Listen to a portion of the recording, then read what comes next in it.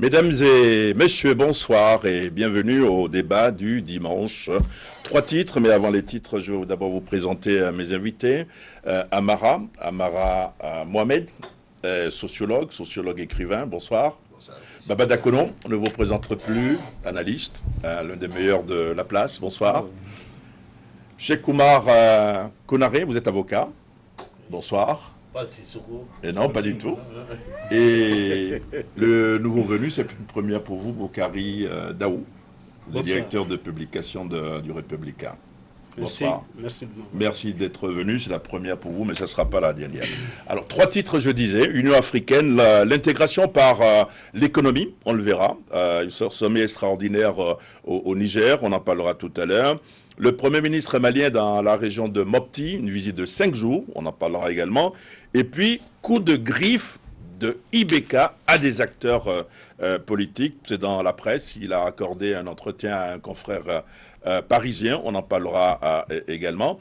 Mais d'abord, donc, ce sommet de l'Union africaine, à Niamey, c'est un sommet extraordinaire, consacré essentiellement à la zone de libre-échange, donc volet économique important de ce sommet. La zone de libre-échange, c'est quoi? On va le voir, c'est un marché de 1,2 milliard de consommateurs. Et pour vous, notre confrère Modibo, notre collègue Djibrila Maïga, a interrogé Modibo Mao Makalou, qui est un économiste. Écoutez, il nous explique c'est quoi la zone de libre-échange. Mais en quoi consiste cet accord de libre-échange? Parce que l'accord qui a été signalé à Kigali concernant la zone de libre-échange continentale concerne non seulement un accord sur la zone de libre-échange, mais aussi des protocoles relatifs à la circulation des personnes, au commerce des marchandises, au libre établissement des personnes, etc., etc. J'ai vu quand même qu'il y a quand même un peu de confusion par rapport aux différentes terminologies, parce que quand on parle de zone de libre-échange, c'est la première étape de l'intégration économique. Je veux dire, quand vous avez une zone de libre-échange, ça veut dire que vous abolissez les barrières tarifaires et non tarifaires, c'est-à-dire tout ce qui entrave le commerce entre les nations, mais vous gardez vos propres structures tarifaires. Et maintenant, la seconde étape, c'est une union douanière. Une union douanière, c'est une zone de libre-échange, mais dans laquelle les pays adoptent une barrière, en fait, des tarifs communs à eux envers les pays tierces. Donc ça veut dire que les pays non membres font face à des barrières adoptées par les pays qui font partie de l'union douanière. Et ensuite, vous avez un marché commun. Un marché commun, c'est une zone de libre-échange dans lequel vous avez la circulation des personnes, de leurs biens, etc., etc. Et vous avez la dernière étape qui est l'union économique, où il y a, en dehors du marché commun, vous avez un marché commun, mais en plus vous harmonisez non seulement les politiques économiques, c'est-à-dire toutes les politiques fiscales et monétaires. Et souvent, ça peut mener à une monnaie unique, comme nous le voyons un peu en Europe. Vous savez, l'Afrique, c'est 1,250 milliard de personnes. Et vous n'êtes pas sans savoir qu'il y a 53 pays sur les 55 qui constituent l'Union africaine qui font partie de cet accord. Il n'y a que 2 pays qui n'ont pas signé encore, mais je pense qu'ils vont venir, ils ont besoin de quelques assurances et ils vont venir. Mais c'est déjà une portée significative. Quand je vous dis que l'OUA même a été créée, l'Organisation de l'Unité africaine a été créée avec 32 États, mais nous sommes à 53 pays qui adhèrent à cette zone de libre-échange. Donc, vous avez 1,250 milliard de personnes, vous avez 84 000 kilomètres de frontières pour l'Afrique, et vous avez, avec un produit intérieur brut cumulé, c'est-à-dire une richesse nationale, qui pourrait placer l'Afrique au 6e rang mondial, puissance économique mondiale, avec un PIB cumulé d'environ 3 000 milliards de dollars. Ça, c'est une force. Si nous créons un marché intérieur, cela veut dire que nous allons commercer entre nous. Parce qu'actuellement, le commerce entre pays africains est d'environ 15%, comparé à environ 60 à 65% pour les pays d'Europe et les pays asiatiques. Et si vous prenez aussi le fait que l'Afrique est vraiment un acteur mineur au niveau du commerce international, parce que nous ne faisons qu'exporter des produits non transformés. Et si vous en tenez au fait que l'Afrique actuellement représente 17% de la population mondiale, mais les produits qui s'échangent sur les marchés internationaux qui sont transformés, nous n'en produisons que 2%, alors que nous représentons 17% de la population. Alors, Baba Dakono, cette zone de libre-échange, ce sera la plus vaste zone de libre-échange au monde, si ça se réalisait, effectivement. Oui, si ça se réalisait, et c'est peut-être ce qui explique l'enthousiasme des chefs d'État. Je pense que la participation à ce sommet est une participation historique. Ça s'explique par le fait que c'était très attendu, cet accord, notamment la ratification par l'un des plus réticents qui était le Nigeria. Mais il est important quand même, je crois que l'économiste qui vient de parler a rappelé le contexte de création de l'Organisation de l'Unité africaine, l'OUA, c'est qui a connu finalement trois phases de transition, on peut dire trois tournants, entre 63 où c'était plutôt la création d'une union entre les États dans un contexte de décolonisation avec des objectifs d'unité, mais au début des années 2000 finalement on a plutôt voulu aller vers l'Union africaine, donc à terme une sorte d'intégration africaine, fédéralisme ou confédération des États, et cet accord de libre-échange ou la création de cette zone de libre-échange apparaît également comme un grand tournant puisque pose les jalons d'un grand marché commun africain, mais avec des risques pour les États sur lesquels on va certainement revenir. Tout à fait. Alors Amara, vous êtes tenté? Ça vous dit quoi? Ça vous inspire quoi? L'intégration par l'économie? L'intégration par l'économie d'une part et d'autre part, je pense que c'est rendre davantage l'Afrique attractive. Je pense qu'il est important aujourd'hui, et c'est ce que dit l'économiste, que les Africains entre eux prennent conscience du fait qu'ils ont quelque chose à revendre, à échanger entre eux.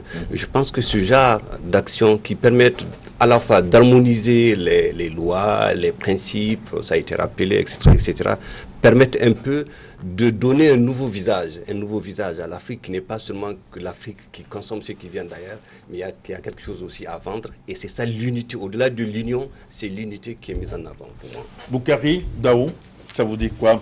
Ça vous inspire quoi comme réflexion? C'est une très bonne chose et c'est inévitable. Si ça arrive maintenant, c'est à saluer. Mais il faut reconnaître que la ZLECA a des implications et des conséquences pour nos États africains. D'abord, les implications, c'est quoi? L'Afrique, les échanges internes africains représentent seulement 15%. Et l'objectif principal, c'est de rehausser ces niveaux d'échange. Mais pourquoi 15%? Parce qu'il n'y a plus d'échanges avec l'extérieur. Maintenant, l'intégration au niveau africain a des implications qui consistent à ériger, à fabriquer des infrastructures, des grandes infrastructures pour la transformation des produits localement. Or, on sait que l'Afrique ne dispose pas actuellement de ces infrastructures. Et principalement, si je prends l'exemple sur notre cas, le Mali, qui ne transforme que 2%, moins de 2% de son coton, qui ne transforme pas sa gomme arabique.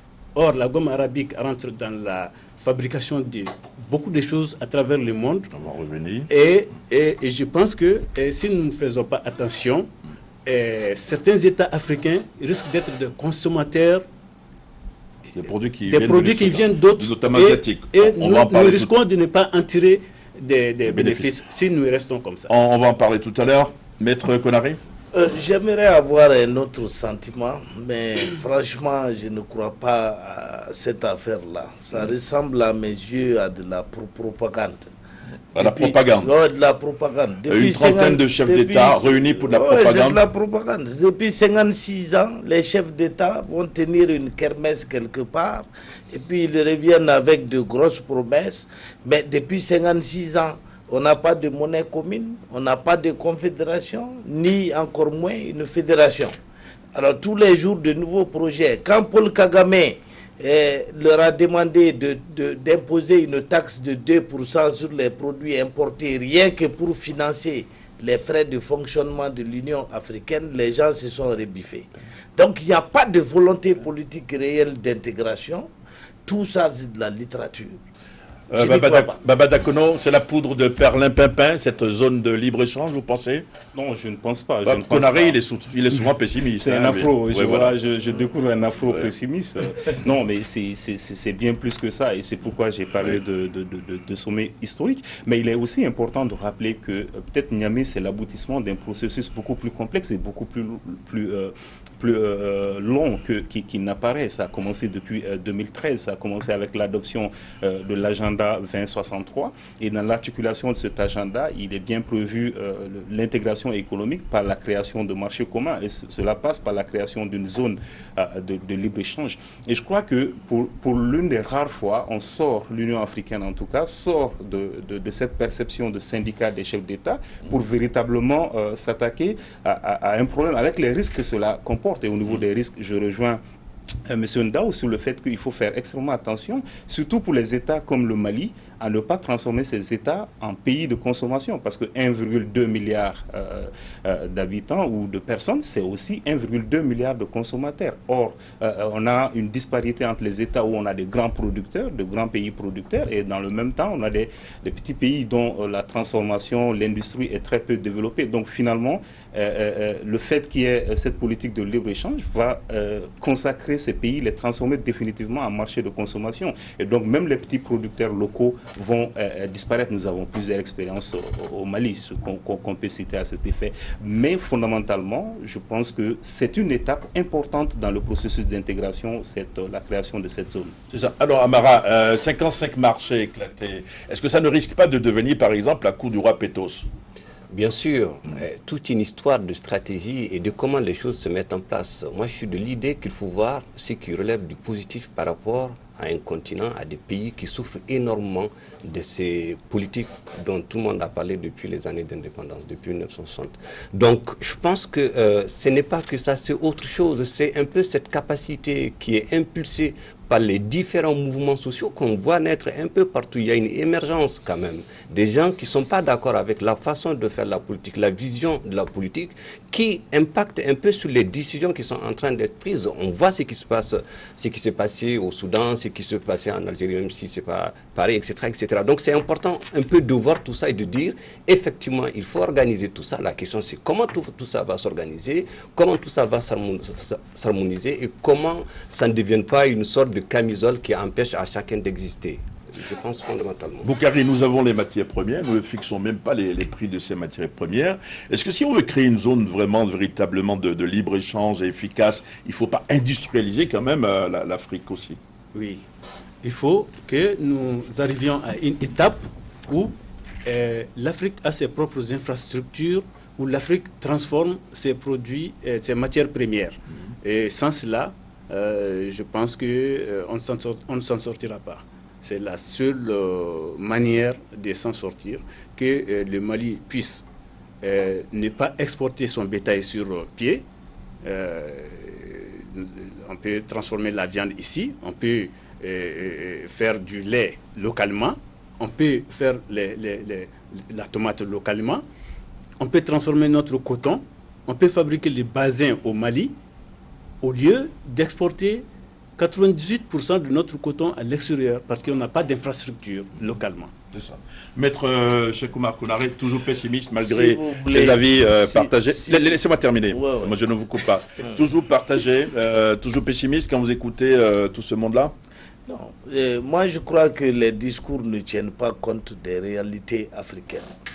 Comment voulez-vous créer une zone de libre-échange dans un continent où le Soudan et le Soudan du Sud se font la guerre, où le centre et le nord du Mali sont coupés de tout trafic, où il y a un coup d'État dans tel ou tel autre pays? Non, ce n'est pas possible. C'est-à-dire que si vous voulez intégrer, il faut intégrer par le haut. C'est-à-dire qu'il faudrait commencer par l'union politique. D'accord. Maintenant, à partir d'un gouvernement fédéral ou confédéral, par exemple, on pourrait mener une politique volontariste tendant à imposer donc des situations de droit à tel ou tel pays. Mais si on ne le fait pas et qu'on veut commencer par le bas, c'est-à-dire par l'économie, ça va échouer. Ce sont les tendances franco-anglaises, hein, le développement par l'économie, le développement par la politique. Les deux ne sont pas antinomiques. C'est pourquoi j'ai rappelé au début de mon propos la trajectoire de l'Union.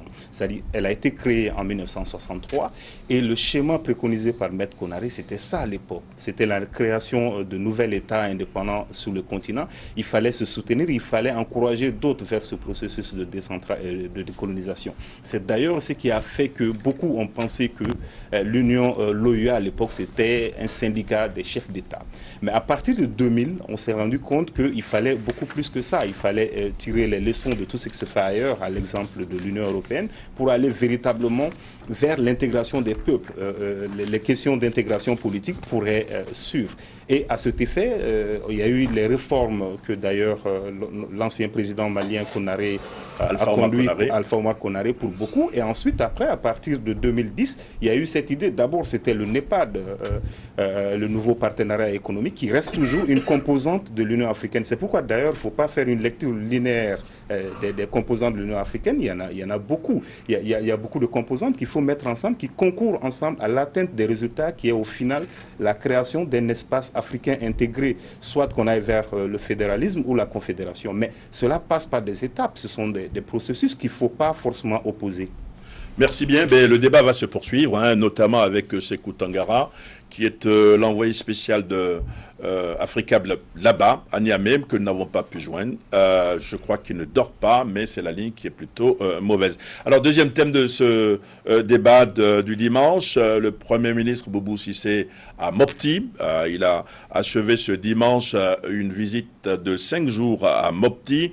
7 localités visitées en 5 jours, notamment Bandiagara, Koro, Douanza. Il était à Douanza aujourd'hui, il était également à Ambori. Et sur place, il a parlé d'aide alimentaire, du renforcement du dispositif sécuritaire et de rencontres, notamment des acteurs. Là, on le voit dans une classe, hein, et là, vous le voyez plutôt dans sa voiture. On va l'écouter parce qu'il s'est adressé à la presse. Boubou Cissé. Et Mopti, d'abord à cause de l'importance particulière que nous donnons à cette région dans le contexte actuel, parce qu'elle fait face à de nombreuses crises.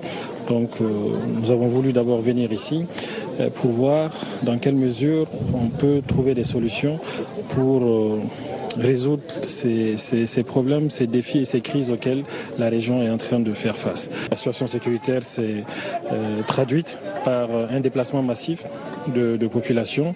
En l'espace d'une année, ce sont des déplacements qui ont augmenté d'un peu plus de 30%, puisqu'on est passé de pratiquement 30 000 qui étaient dans la région à plus de 50 000 aujourd'hui.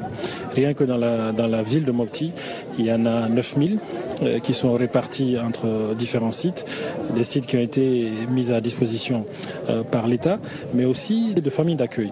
Donc des familles qui ont montré leur solidarité vis-à-vis de ce qui est en train de se passer.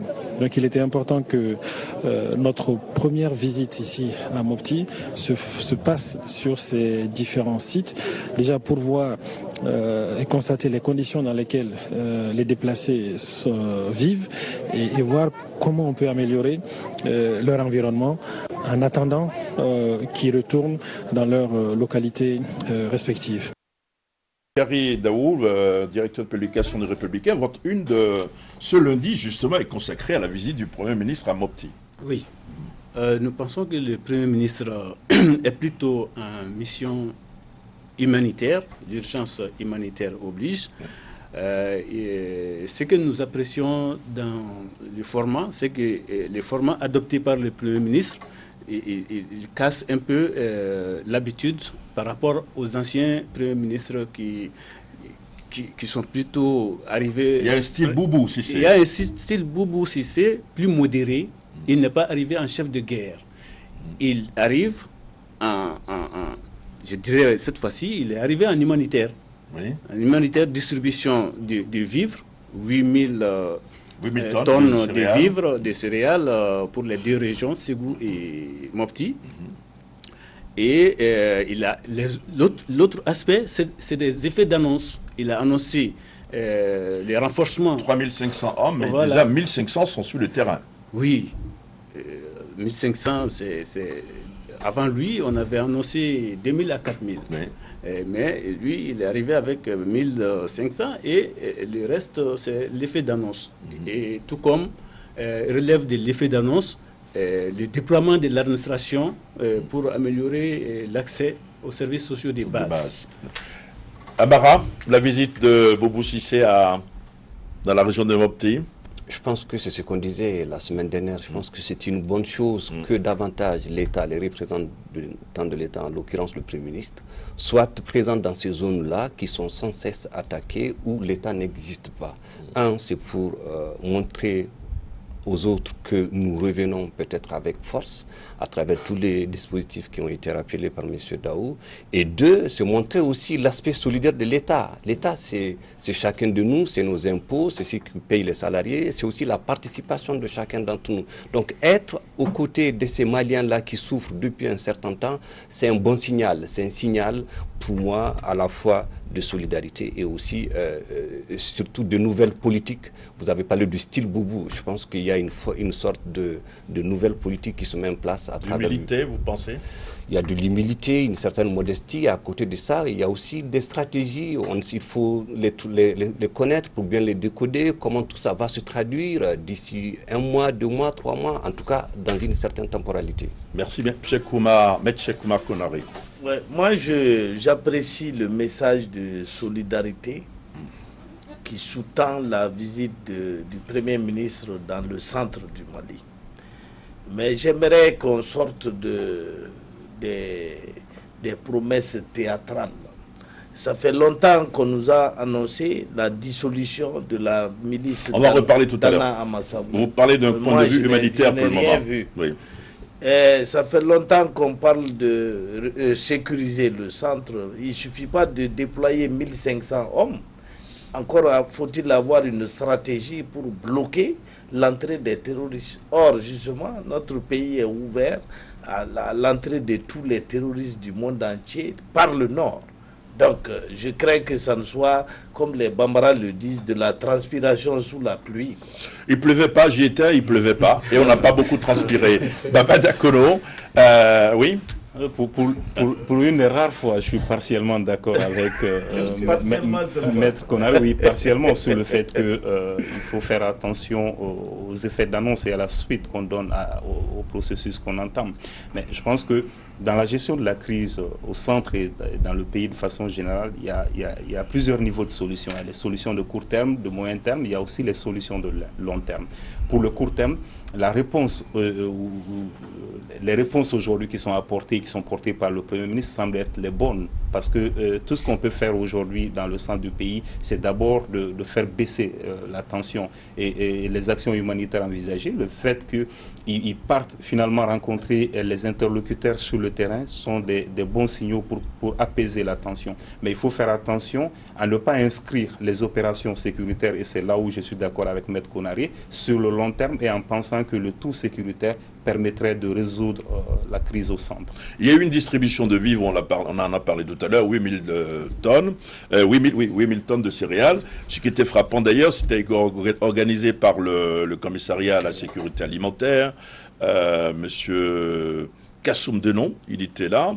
Et lorsque les camions sont partis, j'ai entendu dire, parce que moi j'y étais, pas vous, malheureusement, j'ai entendu dire, pour une fois, cette fois-ci, les camions vont aller à destination, parce qu'à l'époque, ce qu'on faisait, c'est qu'on faisait l'ouverture et les camions revenaient.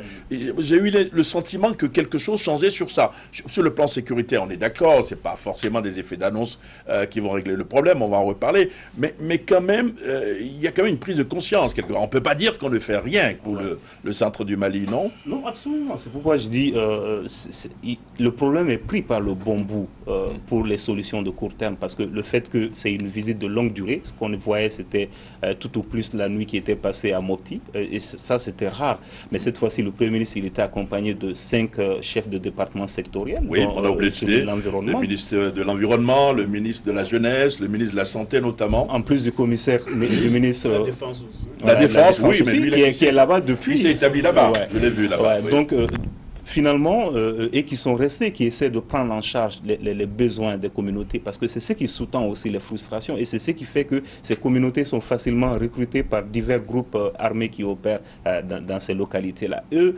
aussi, la gouvernance, et c'est là on va toucher aux solutions de moyen et long terme, parce que l'amélioration de la gouvernance sur le coup, elle est importante, que les camions et les vivres aillent véritablement au destinataire, mais que cela soit une pratique pérenne, qu'on ne revienne pas après aux mêmes pratiques qui faisaient que les attentes sont connues, elles sont prises en charge, mais n'arrivent jamais au destinateur. Alors, je voulais vous dire que je vous donne la parole tout de suite et je vous donne la parole après, Maître Konaré qui me fusille du regard, ne vous en faites pas. Mais je voulais quand même dire aussi que l'autre chose qui était importante à mon avis, parce que j'y étais, il y a eu une rencontre intercommunautaire et on a vu sur place des acteurs qui étaient mis à la touche. Et ça a parlé longtemps, toute la nuit. Et finalement, ils ont décidé, et je pense que c'est une première, si ça se réalise, qu'ils vont aller ensemble sur le terrain pour sensibiliser les troupes, aider à démobiliser les gens. Le sentiment que moi j'ai eu, c'est que pour la première fois, tous les acteurs ont parlé. J'ai entendu dire, les vrais acteurs ont parlé pour dire, nous voulons la paix, nous allons travailler ensemble. J'ai même entendu là-bas, très rapidement, je vous le dis, quelqu'un dit, nous savons que dans cette forêt-là, il y a des hommes armés, c'est vous qui les armez. Les autres ont dit, non, mais vous faites ça. Il y a eu une explication d'homme à homme, et peut-être que c'est le début de quelque chose, non ? Oui, c'est le début de quelque chose. Et il y a un aspect important aussi de cette mission, qui est l'amorce du dialogue inclusif, oui. À commencer par la jeunesse. Il y a, très bien, j'ai oublié de le souligner. La jeunesse, les concertations de la jeunesse régionale, les concertations régionales de la jeunesse, je crois qu'à partir de la jeunesse, si on parvient à amorcer les concertations, parce qu'on sait que les jeunesses constituent les bras armés des djihadistes ou des forces du mal. Donc si on parvient à mettre en route ces dialogues inclusifs à partir de la jeunesse, c'est un aspect très important. Tout à fait. Alors, M. Oumar Konaré, je sais que vous n'êtes pas d'accord. Quel est le médicament que vous proposez pour le centre? Quel est le médicament que vous proposez? Franchement, je n'ai pas de médicament. Mais le malade va mourir alors. Je n'ai pas de panacée. Je demande simplement que on ne dorme pas sur ses lauriers. S'il y a un début de discussion entre les ethnies du centre, c'est très bien. Mais est-ce que ce sont les ethnies du centre qui s'entretuent? Que fait-on des terroristes? Et ces terroristes, ils viennent d'où? Tant qu'on n'a pas trouvé la solution à ce problème du Nord, on n'aura pas la solution au problème du centre. J'insiste lourdement là-dessus parce que ceux qui instrumentalisent les ethnies au centre sont les terroristes. Et les terroristes, nous n'avons aucun contrôle sur eux. Ils viennent du Nord. Et le Nord échappe totalement à notre contrôle. C'est vraiment dommage. Mais ça, c'est un discours connu. Hein, mais vous voyez, c'est connu, mais c'est la réalité. C'est très honnête, je vous donne la parole. C'est la réalité. Et c'est pas M. Sissoko qui vous parle. Mais non, c'est Maître Konaré. Ça, c'est évident. Alors, Amara n'est pas totalement d'accord. Non, je voudrais juste ajouter un fait pour moi par rapport aux médicaments. Parce que la question, que peut-on faire pour changer le visage? Voilà, exactement. C'est ça pour moi la question centrale. Et à travers ces différents dispositifs, encore une fois déjà cités, ce qui est important, c'est que le pouvoir actuel, la puissance étatique se réinstalle. C'est-à-dire que la gendarmerie soit là, que les policiers soient là, que tous ceux qui sont censés représenter les écoles soient ouvertes, etc., etc. Et parallèlement, que les services de renseignement, qu'on ait des vraies informations sur ce qui se passe, sur les déplacements. Vous avez cité ces discussions qui étaient bien parce que ça a permis aux gens un peu de faire, comment dire, leur coming out, c'est-à-dire qu'ils ont réussi un peu à devenir, à un peu se pardonner. Le fait de discuter déjà, c'est pardonner par définition.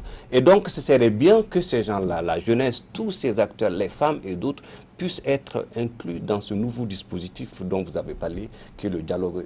Je conclue en disant que pour moi, ce qui est central, c'est la réinstallation de l'État, la puissance étatique. Ensuite, que les renseignements, qu'on ait des renseignements fiables sur les déplacements et comment lutter contre un peu tous ces narcoterroristes. Baba Dakono, l'installation du nouveau gouverneur de région, moi j'aimais bien l'ancien, mais bon, il est parti, il y a un nouveau. Vous pensez que ce sera un plus ou... Il était là en tenue générale, Ça va dépendre de comment il aborde la question et surtout d'autres choses. Premièrement, le soutien politique qu'il aura, le soutien militaire, militaro-sécuritaire qu'il aura également, et enfin sa capacité à comprendre rapidement les dynamiques locales et à prendre des mesures qui ne vont pas exacerber une situation déjà très compliquée. Mais je voudrais quand même rapidement revenir sur les solutions pour dire que ce forum de Mopti dont vous avez parlé, à mon sens, c'est un début de solution. Parce que ce qui a manqué jusque-là, c'est de pouvoir connecter les différents niveaux. On avait des rencontres au plan local, des rencontres au plan régional et des rencontres ici, même informelles au plan national. Et connecter ces différents niveaux parce que chacun au plan local, ils ont une compréhension qui est souvent décalée de celle de ceux qui sont des acteurs au plan national. Déjà pouvoir les connecter, c'est un début de solution. Maintenant, tout ça doit être soutenu par le renouveau de la gouvernance. Parce que s'il y a des enseignements à tirer de ce qui s'est passé au nord et au centre, c'est que le mode de gouvernance ne convient pas aux réalités, aux dynamiques locales dans le pays. Tant au nord, c'est connu depuis les années 60, quand nous avons des communautés nomades, des communautés sédentaires, et que notre modèle de gouvernance est calqué sur un modèle qui fixe les choses. Je prends l'exemple des centres de santé, des écoles, qui ne sont que des points fixes, qui ne conviennent certainement pas aux nomades. Et on peut citer des exemples à n'en pas finir sur ces points. Donc en fait, il faut un renouveau de la gouvernance. Il ne s'agit pas simplement du retour de l'État, mais il faut un État qui est capable de prendre en charge les besoins des communautés. Merci bien. Il faut ajouter une chose avant de clore, avant de passer au point suivant, c'est que 2 personnes ont été nommées après les consultations, après la petite bagarre verbale, après les échanges, les discussions. 2 personnes ont été nommées comme points focaux, ça se dit, hein, des points focaux, on peut dire ça. Là. Il y a M. Babali Ba et M. Seydou Nantoumé. Ce sont des gens, on le sait, fortunés. Est-ce que c'est pour ça qu'ils ont été nommés ou est-ce qu'ils ont de l'influence vraiment sur les gens ou plutôt c'est leur pognon qu'on est en train de chercher? Bon, moi je crois que ces 2 hommes ont des prolongements dans ces localités-là. Babaliba, je crois qu'il est de la localité, il connaît bien les territoires et il est Peul. Et Nantoumé, il a des parents au niveau local et il est Dogon. Donc, une certaine compréhension de la situation veut que c'est les Dogons et les Peuls qui se sont affrontés à un moment donné. Oui. Donc, si ils peuvent faciliter peuvent être des facilitateurs. Merci bien, merci Boukeri. Régler les problèmes. Merci bien. 3e sujet. IBK parle. IBK a-t-il trop parlé? A-t-il raté sa sortie? Le président de la République s'est exprimé cette semaine chez des confrères de la presse internationale. Jeune Afrique, Ibrahim Boubacar Keïta a donc accordé un entretien à ce journal. Et évidemment, le président de la République a parlé de son pays. Il a parlé de la crise, il a déclaré que nous sommes un pays en guerre. Et il a parlé aussi des acteurs du marigot politique. Soumaïla Cissé, le président de la République a déclaré notamment que non, il n'y a pas de crise politique, qu'en fait, Soumaïla Cissé, c'est une bouderie, que bon, il est un peu fâché parce qu'il n'a pas gagné les élections. Le président de la République a griffé un peu la SEMA, l'ex-rébellion, également. Et alors, qu'est-ce que vous pensez de la sortie du président de la République? C'est quand même son genre. Il lui dit, si j'étais pas président de la République, j'aurais aimé être professeur de lettres classiques. Est-ce que c'est ça qui l'amène à griffer les gens? Bon, on sait que d'habitude, le président de la République, Ibrahim Boubacar Keïta, il aime faire parler son cœur. Et plus souvent, c'est au détriment de la raison. Et ce que j'ai surtout retenu de sa sortie, c'est par rapport au dialogue inclusif. Il essaie, avant la lettre, de mettre des balises. Il dit que le dialogue inclusif aura lieu, mais qu'on soit sûr que ça ne sera pas un 3e tour électoral, d'un, et de 2, que ça ne sera pas une conférence nationale. Boukari, je me permets de vous arrêter parce que vous évitez ma question. Est-ce qu'il a bien fait d'avoir griffé les Soumaïla Cissé, l'ex-rébellion, et Tchébile Dramé aussi d'ailleurs, on en reparlera. Il le fait pour atteindre l'objectif. Oui, l'objectif c'est quoi à votre avis? L'objectif c'est, je crois que le président a des craintes par rapport au dialogue inclusif, que le dialogue inclusif n'intègre pas des interpellations sur la gouvernance et qu'il ne soit pas personnellement interpellé et rendu responsable de la situation actuelle. Alors, cher ami, vous avez la parole. Vous qui aimez les belles lettres aussi. Oui, j'aime bien les belles lettres. J'apprécie beaucoup le style du président qui me rappelle un peu La Fontaine. J'apprécie beaucoup aussi. J'apprécie beaucoup. Oui, allez-y. Alors, donc, ce que je dis, c'est que le président de la République est en principe mieux informé que nous de la situation du pays. Il est mieux imprégné que nous du climat délétère qui règne sur le terrain politique et sociopolitique. Alors, pourquoi est-ce qu'il juge ce moment opportun pour griffer, comme vous le dites, Soumaïla Cissé et la SEMA, qui sont des acteurs incontournables, potentiels bien sûr, du débat inclusif qui s'annonce, du dialogue inclusif qui s'annonce? Moi, je pense qu'il ne le fait pas fortuitement. Il le fait, à mon sens, pour justement pousser la SEMA et Soumaïla Cissé à la faute, en les amenant à se fâcher et à boycotter ce dialogue. Ce dialogue dont je pense d'ailleurs que ses chances de réussite ne cessent de s'amenuiser. Donc c'est une stratégie. C'est une stratégie pour vous? C'est une stratégie. Alors, pour pousser l'adversaire. Considérons que c'est une stratégie, il faut savoir quand même que Soumaïla Cissé a réagi assez violemment, en latin aussi d'ailleurs. Oui, parce que c'est devenu une lettre morte, une langue morte, qui est devenue vivante subitement. Voilà, ressuscitée. Merci. Exactement. Et l'ex-rébellion a réagi également. Et quand même, avec des propos en disant nous regrettons, etc. Mais l'ex-rébellion est revenu en disant mais que fait-on des fonds alloués pour l'accord de paix d'Alger? Il y a une mauvaise gestion. Donc, est-ce que quand même le président de la République, cette stratégie de votre point de vue, est-ce qu'elle a fonctionné ou pas? Mon sentiment, c'est que le président, il s'adressait même pas à l'opinion nationale. Déjà, l'organe choisi, le format choisi, c'était... On va lire, voilà d'ailleurs. Non, ça, c'est pas l'interview, c'est l'interview, ça, non? C'est ça? Oui. Bon. Dans tous les cas, ouais, on s'est approprié et le débat est devenu national, mais mon sentiment, c'est que le public ciblé, c'était même pas l'opinion nationale, parce que on a l'habitude de lire le président de la République. On avait l'habitude de lire un homme d'État qui pointait du doigt des problèmes, des dysfonctionnements ou des solutions. C'était vraiment l'homme d'État. Et je rejoins Boukari sur le fait que cette fois-ci, celui qu'on a lu, c'est beaucoup plus le Malien, c'est beaucoup plus quelqu'un qui a brossé les problèmes et qui l'a fait avec le verbe qu'on le connaissait. Mais beaucoup plus l'homme malien que l'homme d'État on a lu. Parce que ces frustrations, je ne suis pas du même avis que Maître Konaré sur le fait que c'est peut-être stratégique, mais je ne suis pas convaincu que ça puisse ramener ces acteurs ciblés, griffés, comme vous le dites, à de meilleurs sentiments pour le dialogue inclusif. Amara, Arthur Rimbaud parlait du verbe qui fait fondre le fer. Est-ce que Ibeka fait fondre le fer avec ses mots? En tout cas, il crée le débat. C'est ça qui est intéressant dans sa sortie médiatique. Je pense que la question du public, ce n'est pas la question importante.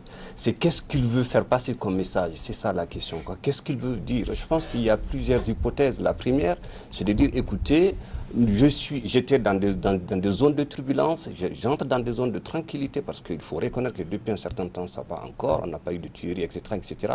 Et que ce serait bien qu'on se retrouve pour un peu reconstruire ce pays.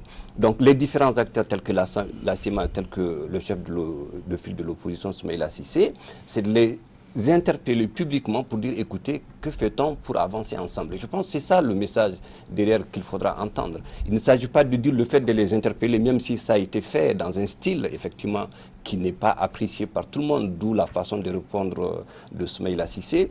Mais quelque part, je pense que c'est de dire, voilà, reconstruisons, venons-nous, et je pense que Maître Konaré n'a pas tout à fait tort sur ce point. Si demain ça ne va pas, ce n'est pas moi, c'est vous.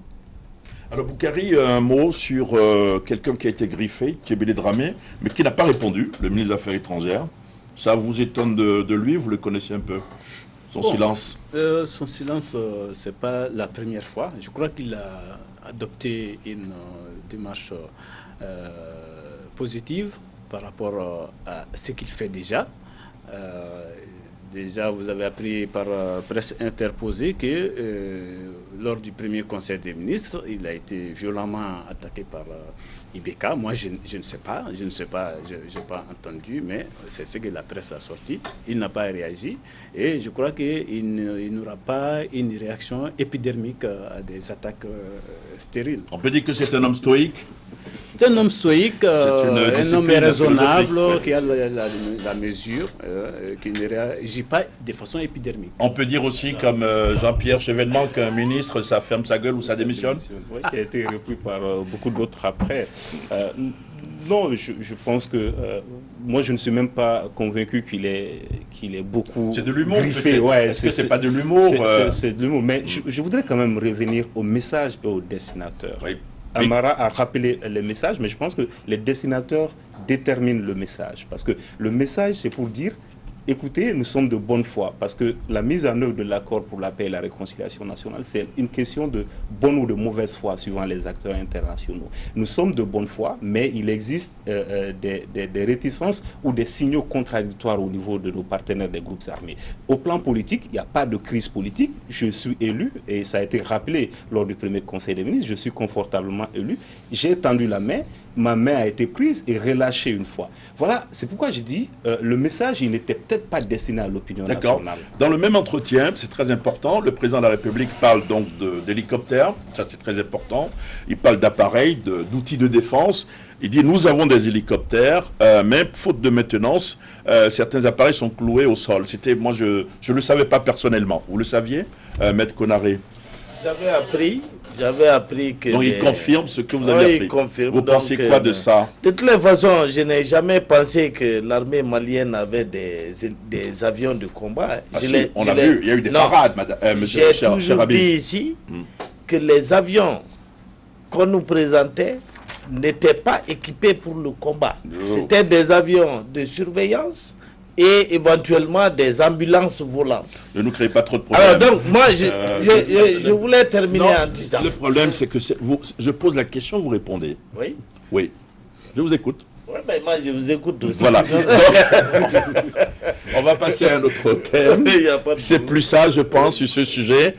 Sur les hélicoptères, Baba Dakono, cloué au sol, le président de la République a dit, faute de maintenance. Est-ce qu'il a voulu dire, peut-être que c'était incomplet, il a voulu dire, ceux qui nous ont fourni les hélicoptères n'ont pas respecté le contrat, c'est-à-dire que la maintenance revenait à ceux qui nous ont fourni les hélicoptères, ou c'est de notre faute, ou nous n'avons pas bien lu le... Alors, il y a quand même une explication incomplète. J'attendais à voir son service de communication ou des proches repréciser la pensée présidentielle après cet entretien, mais on n'a rien vu venir. Son propos est très important quand tu le places dans le contexte de ce qui s'est dit aujourd'hui. C'est ce qui s'est dit, le fait que les hélicoptères ou les avions de combat soient cloués au sol pour des défaillances techniques, c'est beaucoup plus acceptable que le fait qu'on dise que le Mali n'a pas la souveraineté aérienne de son territoire, que ces hélicoptères ne peuvent pas survoler au-delà de Bopti. Et ça se disait beaucoup, et c'est une rumeur qui circulait. Mais le fait de dire que ce sont des défaillances, je pense que c'est beaucoup plus acceptable que le fait qu'on ne puisse pas survoler notre territoire, notre espace aérien sur l'étendue du territoire. Ça, c'est très important. Dernier sujet, le procès Karim Keïta contre deux journaux. Deux journalistes, Sachs et Dramé. On revient là-dessus rapidement pour une simple raison. Nous avons parlé de ce procès la semaine dernière, la semaine sur-dernière, et nos téléspectateurs, téléspectatrices n'auraient pas compris qu'on n'en parle pas aujourd'hui. Le procès a été reporté au 10. Vous êtes notre spécialiste maison. Pourquoi le procès a été reporté? Très rapidement. On nous a fait état de l'absence du parquet. C'est-à-dire, pour ceux qui ne comprennent pas. C'est-à-dire que dans un procès pénal, notamment dans un procès en diffamation, il y a la partie civile, c'est-à-dire Karim Keïta, qui a porté plainte, il y a les prévenus, donc Dramé et Saxe, qui doivent également comparaître. Mais aucune procédure pénale ne peut aboutir à un jugement en l'absence du procureur de la République qui est le ministère public. Et je trouve que l'autre jour, aucun membre du parquet n'a comparu à l'audience. Pourquoi justement? Je n'ai pas d'explication à cela, d'autant que le parquet comporte des... Est-ce qu'ils sont fâchés? Est-ce qu'ils sont fâchés? Est-ce qu'ils ne sont pas venus parce qu'ils à cause du dernier redéploiement des magistrats? Moi, je n'ai pas pu trouver. Franchement, je n'en sais rien, mais je trouve que je n'ai pas d'explication. Il y a anguille sous roche, vous pensez? Il pourrait y avoir anguille sous roche. D'autant que le parquet comporte des magistrats interchangeables. Si le procureur lui-même n'est pas là, chacun de ses substituts peut être là à l'audience pour le remplacer. Et en commune 3, je crois savoir qu'il y a au moins 7 ou 6 substituts du procureur. En tout cas, c'est reporté. Que tout ce beau monde disparaisse. En tout cas, le procès est reporté au 10. On verra bien ce qui va se passer. Il est suivi. 2 télévisions étrangères sont arrivées hier pour suivre le procès. 3 journalistes étrangers, comme si ça intéressait Boukari, ça intéresse du monde. Oui, ça intéresse du monde puisqu'il y a une question de vie humaine. Une personne a disparu et il y a une question d'honneur, l'honneur de l'accusé qui est un responsable du pays. Donc, il faut vite aller au procès pour élucider la question. Et ça intéresse et les Maliens et le monde entier. Une question, Amara, le Karim Keïta, il s'est longtemps tu, et puis il a commencé à parler, il a parlé dans un journal, Mali Tribune. Est-ce que c'est l'offensive? Il veut aller à l'offensive ou... Je pense qu'il est là-dedans, mais ce que ça signifie aussi ce procès, c'est pourquoi l'opinion nationale et internationale s'y intéresse, c'est que quelque part, ce procès en dit long sur la situation politique du Mali. Personne n'est encore à mesure de dire que Karim Keïta est fautif ou pas, mais c'est juste que c'est dire qu'aujourd'hui, d'où les médias internationaux qui sont là, dire qu'un procès puisse se tenir au Mali en diffamation vis-à-vis du fils du président actuel qui est un honorable. Je pense que voilà, ça implique le fait que démocratiquement, le Mali vit, c'est ça qui est intéressant, c'est-à-dire qu'on puisse traduire en tout cas devant la justice certains élus. Et ça c'est intéressant. Comment le Mali va pouvoir gérer ce procès? C'est ça la question. Tout juste un mot, parce que là, le temps. Le côté de la défense, nous avons vu le journaliste Ast qui était au tribunal. Adama Dramé n'est pas au pays. La défense dit nous allons nous défendre. Ouais, c'est leur droit et surtout que l'accusation, ceux qui sont accusés, voilà. Surtout que ce qui a été dit et redit plusieurs fois, c'est d'une gravité qui sort du commun. Et c'était important pour le plaignant de porter plainte en diffamation parce qu'il a été dit et redit plusieurs fois qu'il serait impliqué dans la disparition du journaliste concerné, Touré. Donc il était important pour lui de faire ce procès en diffamation, surtout que ça ne s'arrêtait pas. Il est aussi important pour la défense de prouver ce sur quoi il s'est fondé ou elle s'est fondée pour faire de telles accusations. Mais je trouve que ce procès, en réalité, c'est 3 procès en filigrane qui sont en train d'être tenus. Le premier procès, c'est celui de la démocratie. Finalement, est-ce qu'on porte atteinte à la liberté de la presse en portant plainte pour diffamation contre un journaliste qui fait intervenir quelqu'un d'autre sur un média? Et aussi, j'ai l'impression que dans l'opinion publique nationale, c'est aussi le procès du fils du président qui a été une personnalité publique très importante au cours des dernières années. Finalement, cette volonté d'aller à ces 2 procès occupe le procès de fond qui est le fait que le plaignant est accusé par un journaliste d'avoir contribué ou participé à la disparition d'un autre journaliste. Merci. 2 clins d'œil et des remerciements. Les clins d'œil, premier clin d'œil au maire de la commune 4 de Bamako. Il a interdit chez lui, dans sa commune, le tramadol, qui est une drogue, qui tue, qui fait mal, et la chicha. Vous êtes un homme de chicha, je crois? Non, d'accord. Bon, n'allez pas en commune 4. Moi, je vapote. Vous vapotez, voilà. Deuxième heure, clin d'œil, c'est à la Reine-Mère. Elle s'appelle Madame Sangaré, elle va bientôt à la retraite. Voilà, et puis des remerciements. Je voulais remercier les techniciens parce que ce sont des hommes de l'ombre, on les voit très très rarement, mais sans eux, nous n'existons pas. Vous n'aurez pas pu voir ma cravate, celle de Boukari, le beau bonnet, Baba Dakono et Amara, je vous dis en même temps merci. Merci aux techniciens, il s'appelle Adama Traoré, Oumar Sangaré, Arnaud Youbou, Moussa Doumbouya, la chef d'édition c'est Albertine Dotse. Et puis le rédacteur en chef qui nous a aidé à réaliser cette émission, c'est Djibrila Maïga. La semaine prochaine, vous retrouvez, ne vous en faites pas, votre ami, notre ami, c'est Koutangara. Moi, je n'étais que de passage. Bye bye. Merci à vous.